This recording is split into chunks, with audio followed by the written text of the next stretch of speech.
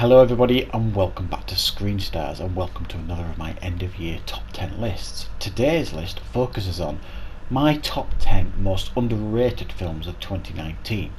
Now this is quite an interesting list because I'm covering kind of two areas here. I'm covering films that I think were overlooked or not many people saw that I think are worth checking out, and the other ones that I'm looking at on this list are films that might be deemed a bit of a failure, or took a little bit of a critical mauling, or maybe audience members turned against them, or the internet turned against them, whatever you want to call it, but in actual fact I think are actually quite good films and should be checked out by audience members also. So I would be really interested to know in the comments what your thoughts on these films.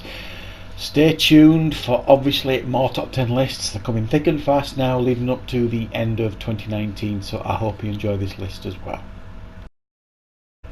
So as always, there are some films that just didn't quite make my top 10 list, but all these three films you see in front of you now are all definitely worth checking out. We have Brightburn, the super villain origin story film, the horror film. It's really well made, some really good shocking scenes in it. It was quite critically well received, but it just didn't do brilliantly at the box office, but definitely should check that one out. We have Dragged Across Concrete, the newest film from the very talented director S. Craig Zahler, who brought us Bone Tomahawk previously. Mel Gibson, Vince Vaughn, really good action cop thriller, really well made. And we have the Netflix science fiction film I Am Mother with Hilary Swank. Really cool, interesting story, really well made, good effects, keeps you interested and gripped throughout, and another Netflix film you should be checking out. And actually I think Netflix had a very good year this year for films, and you will see one or two more Netflix films on this list. So coming in at number 10 we have Fractured. Now Fractured was a Netflix film. It was a brilliant psychological thriller. I really enjoyed it. Sam Worthington plays a father who takes his daughter into a local hospital who's got a broken bone. And while his daughter and his wife go deeper into the hospital, they go missing, and he spends the rest of the film trying to find out what's going on. The film keeps you guessing throughout. You don't know if it's the hospital, if it's a conspiracy, if it's his own mental health, and it really does keep you guessing right to the end, and I was super impressed with this film, and I suggest you check it out. So coming in at number 9 we have The Kid, a really nicely made western. You don't see many of those these days, but I was super impressed with this. It's quite a slow burn, but it's really gritty and dirty and quite a realistic western, and it's got Ethan Hawke, Chris Pratt and Dane DeHaan, and I've not been previously a big fan of his movies, but I thought he was pretty good in this film. And this is another take on the Bill of the Kid story, but it's not necessarily told from his perspective. It's told from a young character called Rio, played by Jake Slur, and his sister, who kind of tell the Billy Kid story from their own eyes, from their own perspective, and it's a really nicely made western and one you should check out. Coming in at number 8, X-Men Dark Phoenix. Is this the best X-Men film in the franchise? No, it definitely isn't.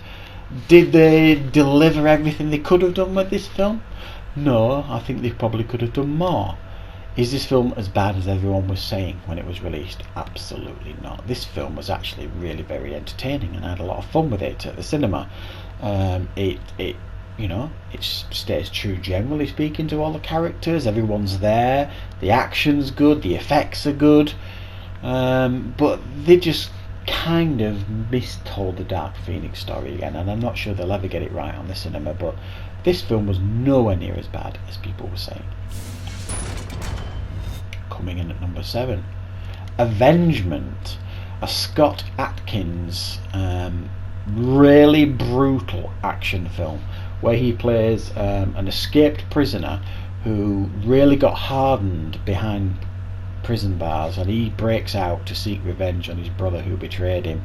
And when I tell you this film is brutal, you really have to watch it to believe me. I'm not a huge fan of Scott Adkins films as a rule. I think they're all pretty generic for the most part, but this is easily the best Scott Adkins film I've seen. It's absolutely brilliant, brutal. The action scenes are really intense, and I strongly recommend you see it because it is really, really a nice surprise. Coming in at number 6, Bloodline. Sean William Scott from the American Pie films. Again, another one of those films that's completely flown under the radar. It blew me away, this film. It was so good. Sean William Scott plays essentially a serial killer, very much like Dexter, in a sense that he takes out people that he thinks deserve to be killed.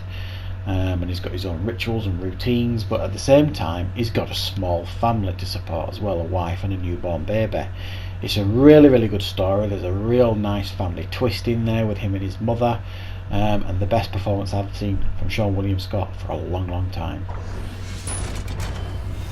Coming in at number 5, another Netflix film, The Highwaymen.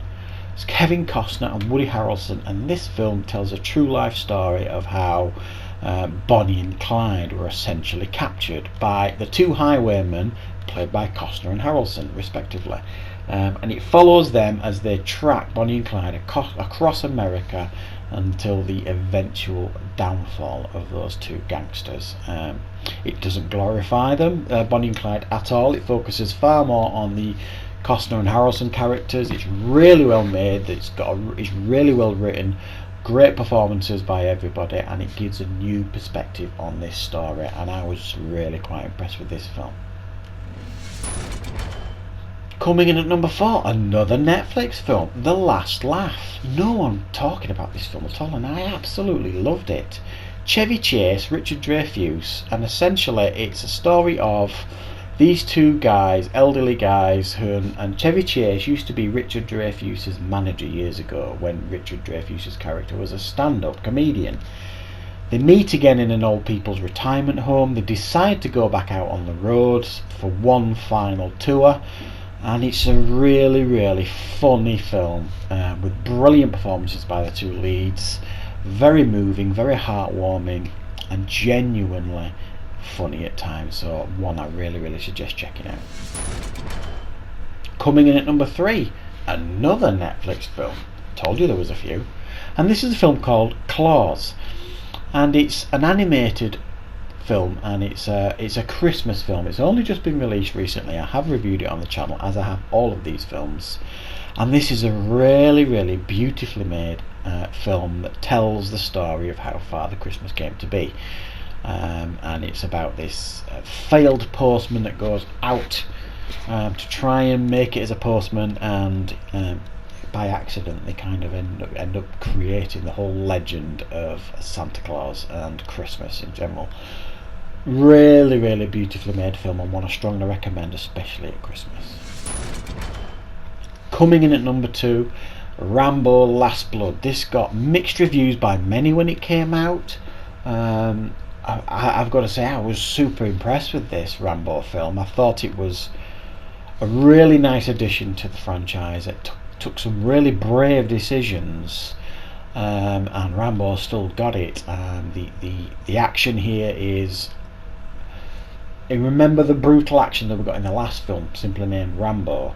Well, imagine the violence and the realism we got in that cranked up another couple of levels in this. It's brutal beyond belief, this film, and I was really impressed with it, and I think you should be checking it out because it wasn't as bad as people were saying. And for me, number 1, it has to be Terminator Dark Fate. The reaction to this film by many, the toxic reaction, really frustrated me, because I did not see what was wrong with this film. It was really entertaining, and I was super impressed with it, and I thought the direction they took the franchise in, they took a lot of the right decisions here. In my review, I didn't say it was perfect. I did have some issues with it, but I really thoroughly enjoyed it, and this film definitely did not deserve the hate it got. And please give this film a chance because it deserves to do well. I really enjoyed it. So there you go, guys. That is my top 10 most underrated films of 2019. Now, as of filming this, I haven't seen the new Star Wars yet, Rise of Skywalker. I'm going this weekend to watch it. So that could potentially have been on this list as well, because I'm already seeing the early reactions to that, and it seems to be very, very mixed. And a lot of the toxic people on the internet are jumping on the negative bandwagon and calling it all sorts of names. So that could easily have made this list, but we shall see, because I'm looking forward to seeing it this weekend. So I hope you enjoyed this list. Let me know in the comments what your most underrated films of the year, and what order you would put them in. I would be really, really interested to find out. There's still more top 10 lists to come. I've got another 3 planned. Films to look forward to next year, the ones I'm most anticipating, and of course the best films and the worst films of 2019. So thanks for watching, everybody, and of course I'll see you back for more reviews on Screen Stars.